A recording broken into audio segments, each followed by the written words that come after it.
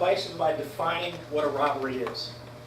The person commits the offense of robbery when the intent is to commit a theft. He takes the property of another from the person or the immediate presence of somebody by the use of force, intimidation, or by sudden snatching. You hear about people getting their purse snatched? That's a robbery if it's on your shoulder or even if it's in your buggy right in front of you at a store. That is still the act of robbery. Robbery is a difficult crime to solve. There's usually a lack of physical evidence and a lack of incorrect descriptions of what actually happened and of the perpetrators. The purpose of this program is to prevent, to assure the safety, limit the loss, and support successful prosecution of the offenders. The police department can make arrests all day long, and we can put people in jail, but my goal and every police officer's goal is to actually get the conviction of the person that actually committed the crime. And that's where you guys come in, cooperating, being good witnesses, and following through with what happened. I know a lot of people, they get fearful of retaliation, and so they, I don't want to prosecute. I'm okay. Nothing was hurt. Nobody was hurt. So I just don't want to. I don't want to cooperate with that. That's where it's frustrating to police officers as well as our prosecutors when we know that somebody's been out here doing something. We've caught them, but then we don't get the cooperation that we need from the civilians. Successful robbery prevention must be proactive and not reactive. Unfortunately, with the police department, we are primarily a reactive force. Just like any other kind of public safety, we get called to something. It's very, very important to contact us when something happens. Robbery is an inherent risk associated with the financial industry, retail operations, and restaurants. Why? They have money, and that's what everybody wants. Just like a bank. Why do banks get robbed? They have everything. Their product is what everybody wants, money. Robbery is a threat that must be continuously be reviewed because in addition to its potential for high loss, it is one of the few threats which also carries with the possibility of personal injury. That means that usually they have a weapon, they assault people.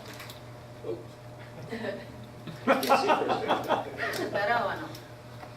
However, with the understanding and effective countermeasure efforts, many robbery situations can be prevented and properly managed if they occur. And what that means is being the good witness, helping the police department out. Gwinnett County, and this is where I told you about the stats, to date we have had 4 armed robberies, 6 robberies by snatching, 2 where the victims were assaulted. That may not sound like a large number, but to a specific community, that's a lot, especially when they're targeted. Could it happen in more in Gwinnett County? Absolutely. Yes, sir. You know, you just had the statistics from April, but just a couple of weeks ago, there was a Korean event at the Sonesta, formerly the Marriott Hotel. 4 cars broken into. 4. Okay? All people had money, computers, cameras stolen from their vehicles. And what do you think all of those cars and victims had in common? They left the stuff in the car. So the number is actually growing. My point added to your presentation. The number is getting worse. It's not getting better. Thus the reason for the seminar tonight.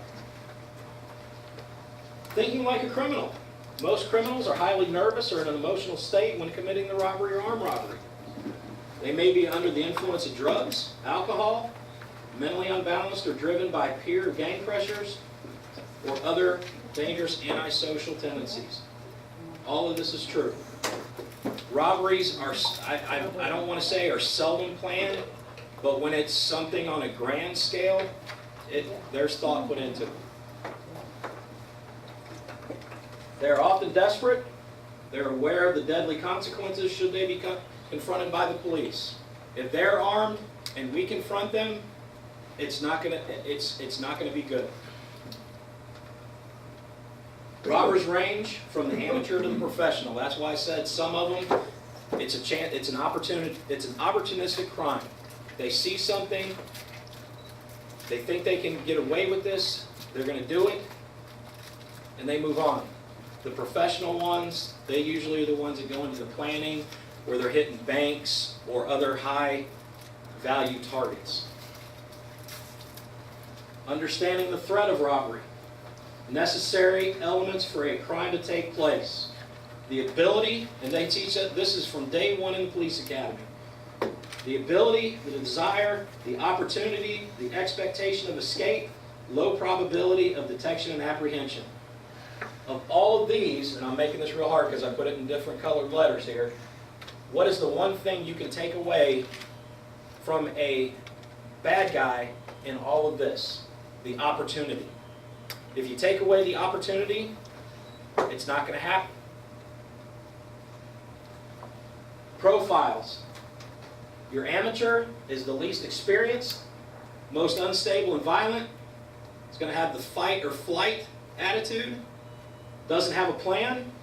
The intent is control through fear. Readily displays a weapon and use them at the slightest provocation, meaning that they're nervous and something, you make a sudden movement, they may do the same thing. Generally work in a group. They've got two people watching, one person does the actual robbery. Your intermediate may be the best organized. He's cautious and aware of the risks. Their objective is to gain money, but not at the risk of injury or prison. Generally work alone, and they're very passive. These are the guys that come in to pass a note at a bank. They don't want trouble. They just want the money and they want to go. You're professional. These are your guys that have done this since the day they could probably walk. Career criminals who are as well versed in prevention techniques, counter surveillance, they've watched the business.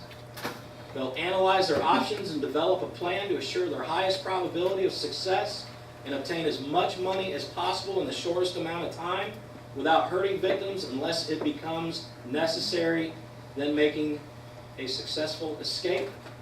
Self-confident and takes pride in his work. These guys are proud of what they do. Look what I did. I just got $21,000 in 4 minutes.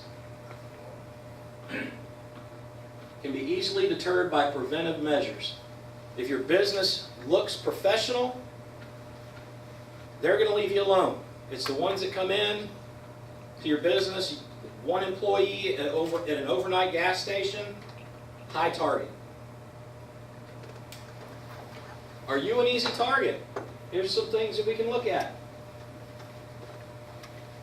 2 people open and close your business at all times.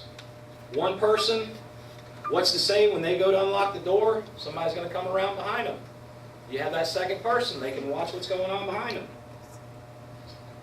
Enter and leave via the front door only after doing a drive-by check of the entire property. One person should remain inside while closing until the other gives the all-clear signal. Banks have the best system around. 2 people go to open the business, they put their blinds that signals that it's okay to come in, and that's when the other employees will come in. It's a great technique. Install a drop safe. This right here is one thing that I am going to emphasize through this whole program. If you can't install a drop safe in your business, make non-routine but frequent bank deposits. Post maximum currency amounts on your windows of your businesses. You see the ones that say there's no bills over $50 and at no time is there anything over $200 in the business. One of the robberies that we ended up working, the business owner left with, I believe it was either $17,000 or $21,000, and they took it home with them. And that's where they didn't get robbed at the store, they got robbed at their house. That's a lot of money to be cash money to be carrying around. Very dangerous. Would you say these people that are doing that are the pros that are scoping? These are your intermediates. Intermediates that These are are your scoping these intermediate people guys. out? They're planning it. They know what they're doing. Tell them, Officer Kelly, tell them a little bit more about how they profiled a business owner. Just kind of go through what their thought process is and what they're watching for. Basically what they're watching for is a routine. If at 10 o'clock every day, a certain employee walks out with the bank bag or the nondescript paper bag every day and they go to the bank and then they come back, chances are they might be being watched. Yes. Another means is don't do same routine every day. Oh yeah, exactly. Changing Right times, there, different. non-routine. Change it up. Yeah, every time. Change it up all the time. That way they keep them guessing. Keep them guessing. Because This is a real issue. It's very important. It's very important. These folks are watching you. They're watching your business owners. They're watching you. They're paying attention because they know you have money. They're after the money. and what I said on the intermediate, they want the maximum amount with the littlest risk. Place a cash register a safe distance from the door and out of reach. I can't tell you how many businesses I go into, the cash register is right at the front door. And here it comes on with a burglary. Robbery and a burglary are totally different. A robbery is something one-on-one. A burglary is going to be where your business gets broken into. Oh, One thing that's good to, at the end of the day, if your cash register is empty, take the cash drawer, flip it up, to where if it's visible through the windows, they can see there's no money in it. Leave it open. Leave the drawer Leave it open. open. Leave the drawer open. okay. Yeah, leave it open. Let them see there's no money.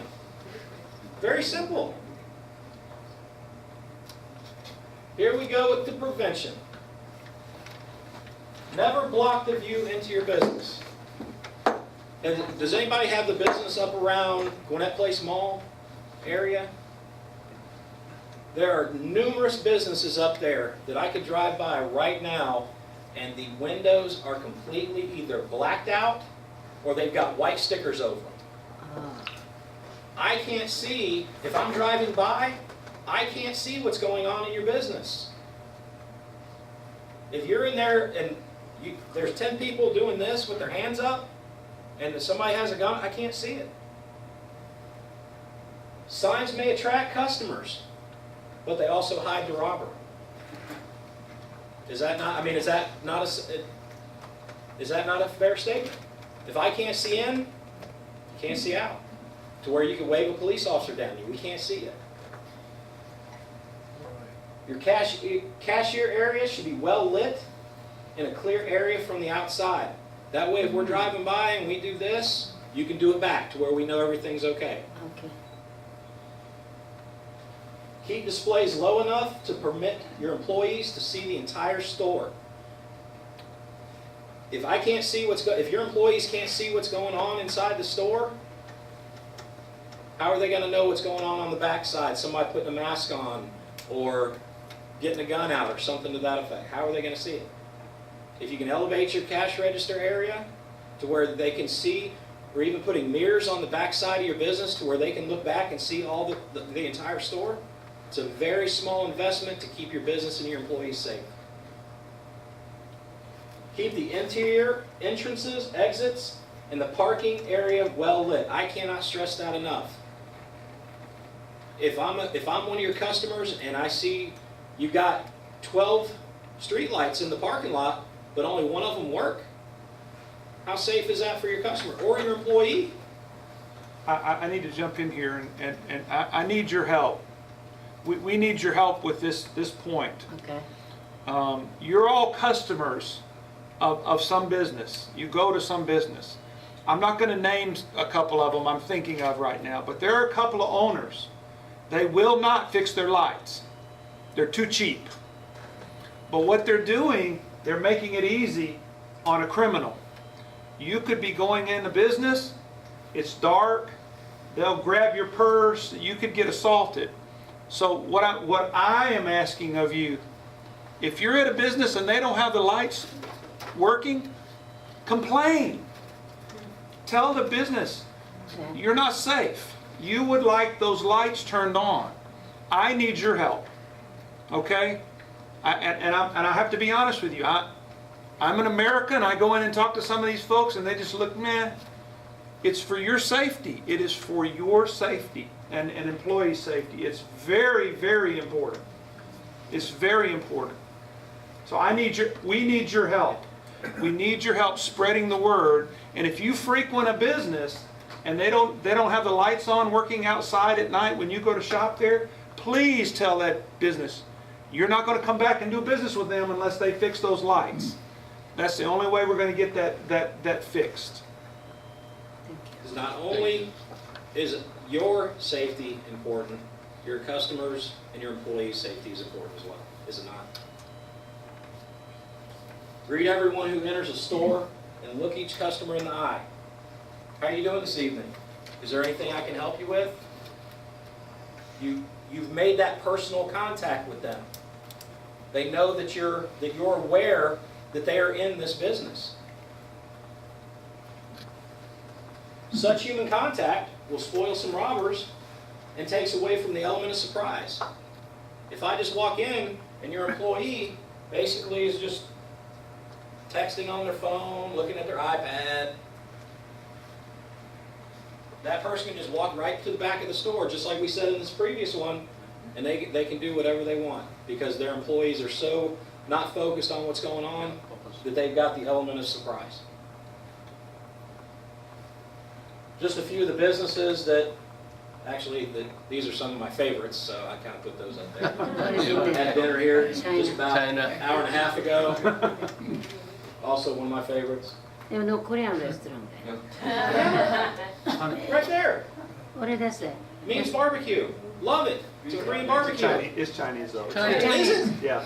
No Korea. Korean barbecue. How about honey pig? Honey pig's Korean. Honey pig. I love it.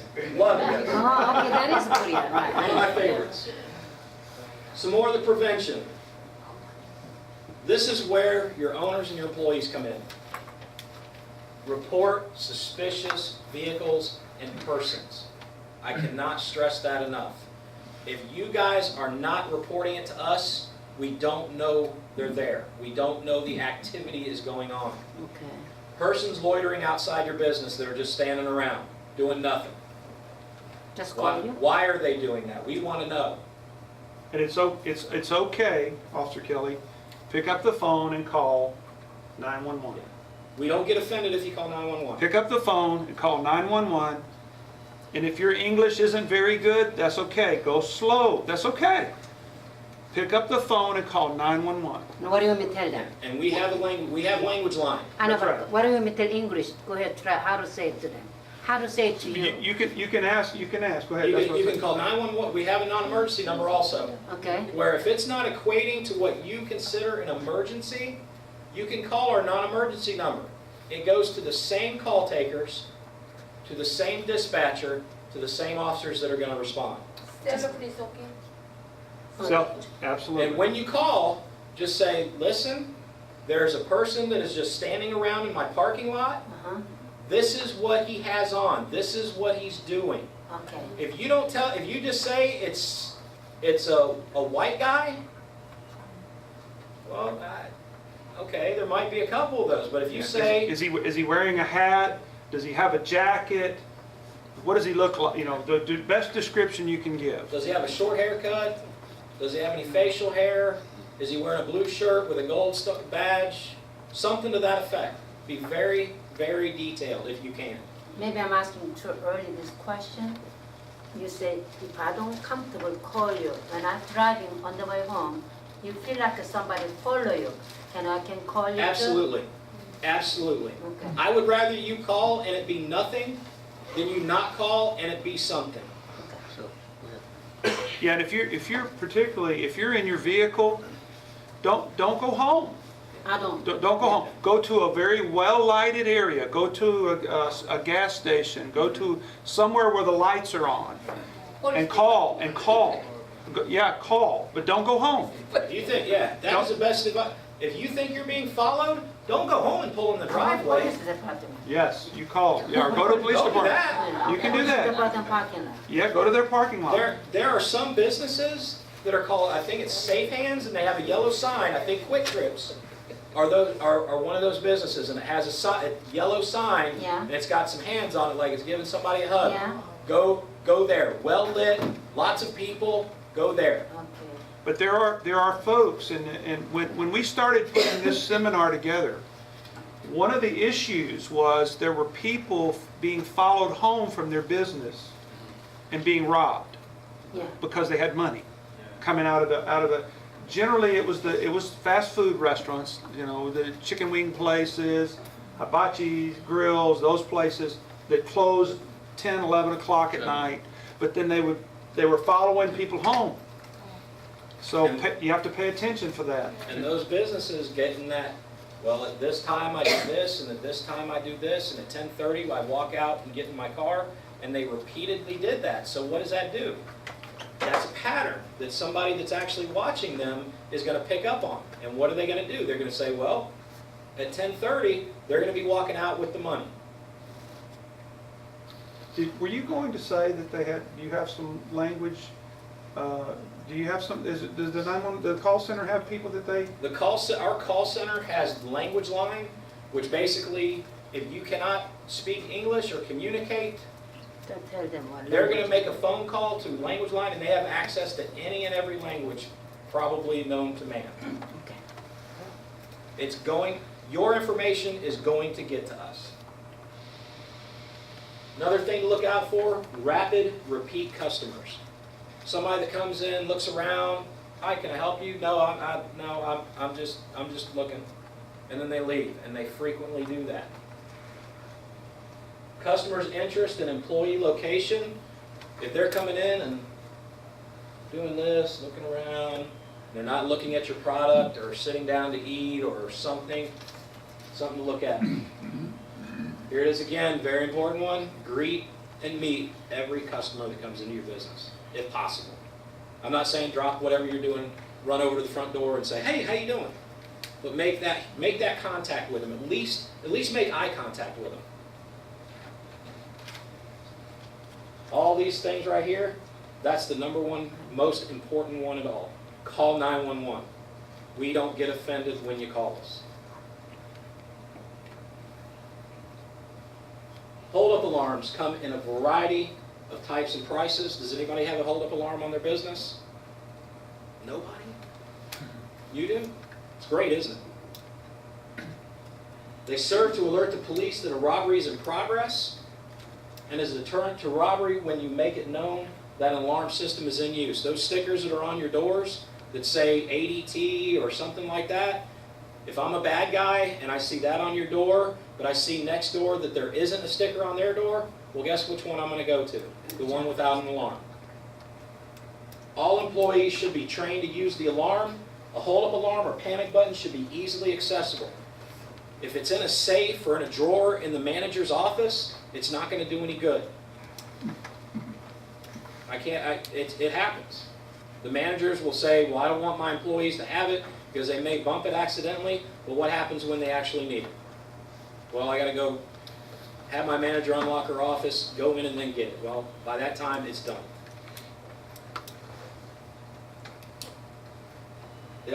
Video cameras also serve to deter robbers because of the possibility of being identified.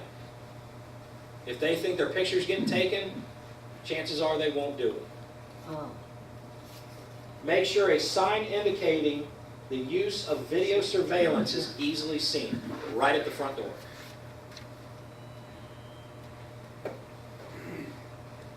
During the robbery, stay in control.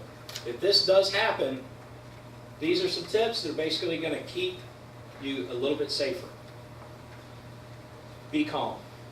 I know it's a chaotic event, but staying calm may be the difference between being assaulted and not being assaulted. If you can, make mental notes of the robber that will help the police. Again, we understand it's a very traumatic event that's going on, and sometimes it's hard to slow your mind down to where you can look and see what this person's wearing, what they're saying, what they're doing. Because if you come up and you stay calm and you see a very distinctive mark, tattoo, something on their face, a scar, marks, that may be the difference of us identifying and them not identifying them. Take no action. I do not advocate anybody being a hero. There's no property in the world worth losing your life or getting hurt for. If the robber displays a gun, whether you think it's a toy or not, consider it real and it's loaded. You see in the news that these kids, some even adult robbers, they're BB guns or airsoft guns or they're just little plastic toys. I'm sorry, but if I'm looking at a gun, to me, it's going to be real and it's going to be loaded. I would rather find out later that it is a toy than find out that it isn't, or that it is when this happens. Give the robber exactly what he asks for. If he says all the money, give him all the money and ask him if he wants the paychecks too. No more, no less.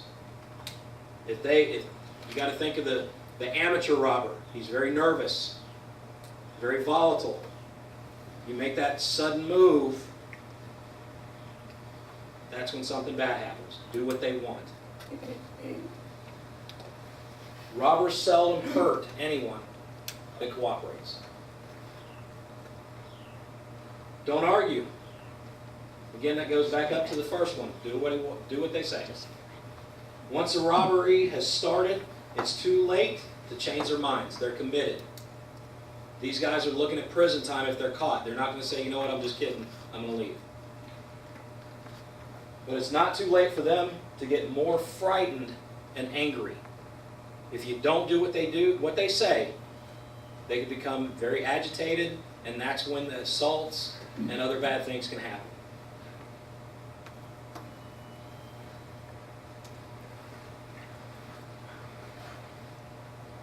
The longer it takes, the more nervous the robber becomes. Inform the robber of your movements so he does not become suspicious or angry. Give me your money. Okay, I'm reaching for the money. I'm going to put it in this for you. If he hands you something, put it in there for him. Do what they say. Again, no property is worth getting hurt for. Activating the alarm needs to be done as soon as possible, but only if it can be done in a safe manner. If he's still in there and you're trying to reach for that, that's going to make him nervous. What are you doing? The button should be in a location that makes the movement look as natural as possible. If you decide to do that, okay, well, I'm reaching for the money, but okay, your panic button's right here.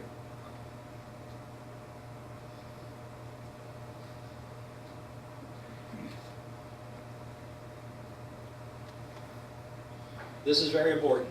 Look at the robber. Notice any details that's going to aid you and your employees to help me. Notice any mannerisms. If he walks out, if he's walking with a profound limp, maybe he's got a prosthetic leg that's very noticeable. Maybe he's missing a finger. Anything. When trying to determine age, weight, height, and appearance, compare them to yourself and people you know. If I was going to describe myself to somebody, I'd say he's a 5'6", nice-looking guy. I'm only kidding. Note the type of clothing worn and any peculiarities such as tattoos, scars, and prominent features. In the wintertime, it's a little bit different because they're wearing the heavier clothes. They've got the bigger jackets on. So a guy that may weigh 110 pounds looks like he's about 200 in the big coat. So describe that. What kind of coat was it? Well, it was a very large, heavy winter coat. Okay? That's a little bit better than saying, well, it was a 200-pound male and he was very muscular, and then our bad guy is 110 pounds, so we go looking for the 200-pound guy, and the 110-pound guy's going, well, I tricked them. Again, these are chaotic events, so I understand if this is not possible, but be able to describe the weapon. Well, to me, if I'm looking at a gun, it's going to be this big. I mean, that is the best way. I've had some people tell me, well, what did the gun look like? Well, when I was looking at the barrel of the gun, it was this big. Note the color of it. Does it have a revolving wheel in the center of it, or does it look like an automatic? And I'll even ask people, does it look like mine? Oh, yeah, that's what it looked like. There's a revolver, an automatic, your rifle, your shotgun. That's a shotgun. If they're coming in with anything other than this, well, we're going to have to call some more people.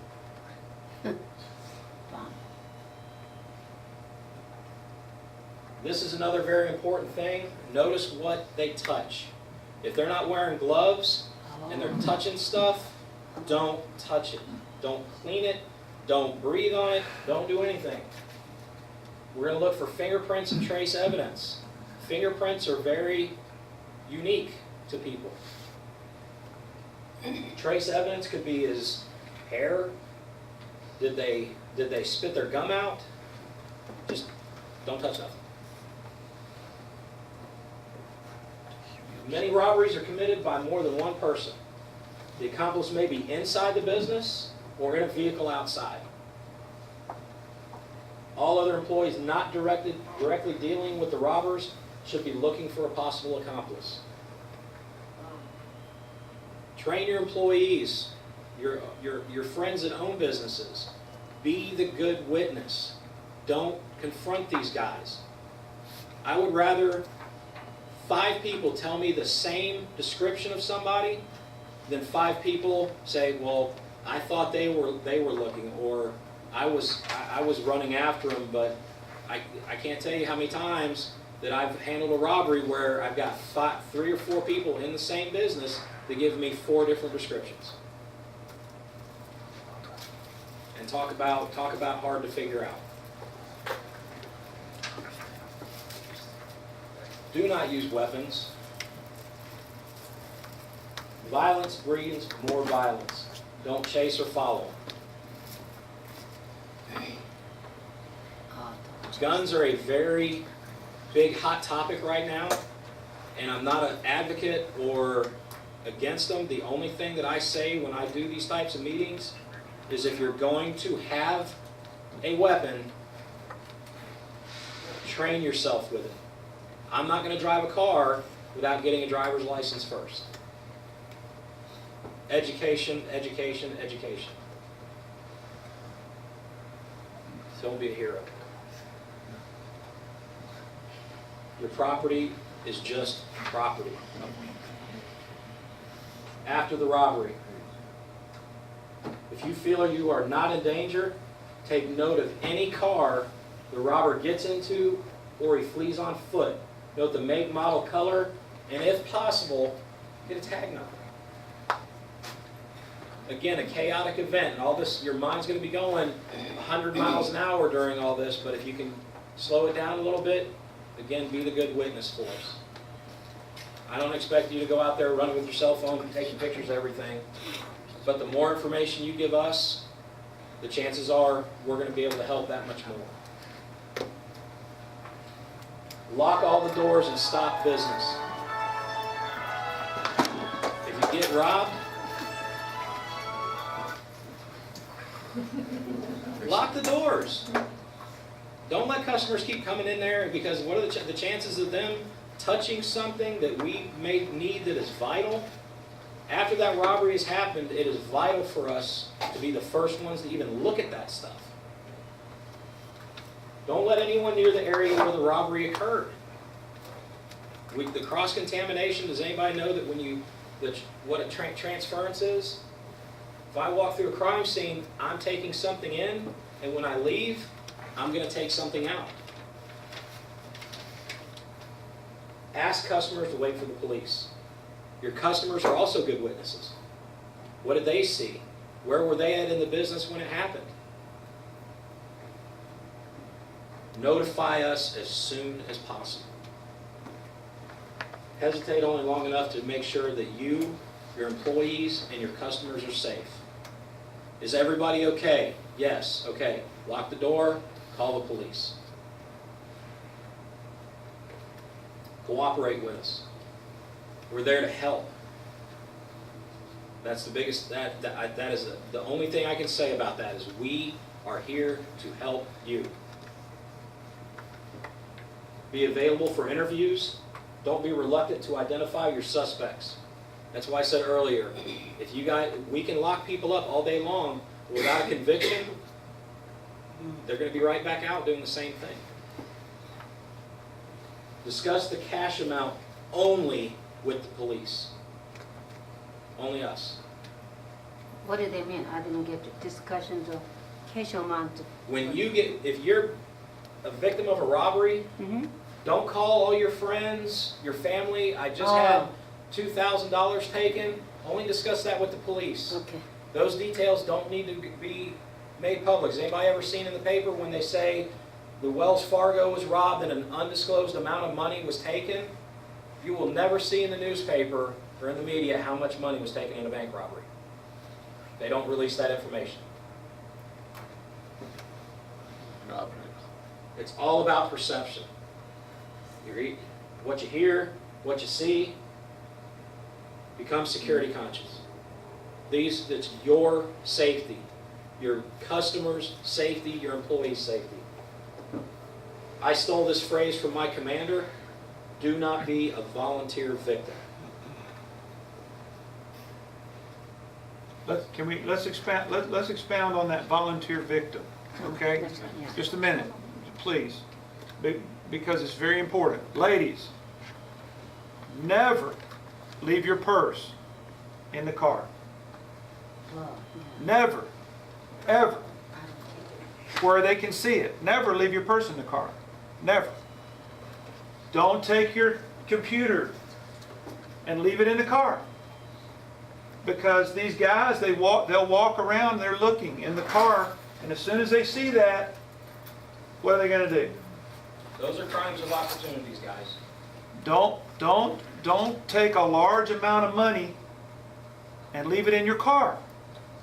2 weeks ago at the hotel that I was telling you about earlier, $8,000 cash stolen out of one of the cars. $8,000. Now that's a volunteer victim. You should not have $8,000 in your car. That shouldn't happen. Don't leave the money in your car. But don't confuse what Mr. Wisdom is talking about as being a robbery. That is a theft. Okay? That's right. It's as important. Okay? I get upset when I lose $20. I can't imagine losing $8,000. All because I left it in my car.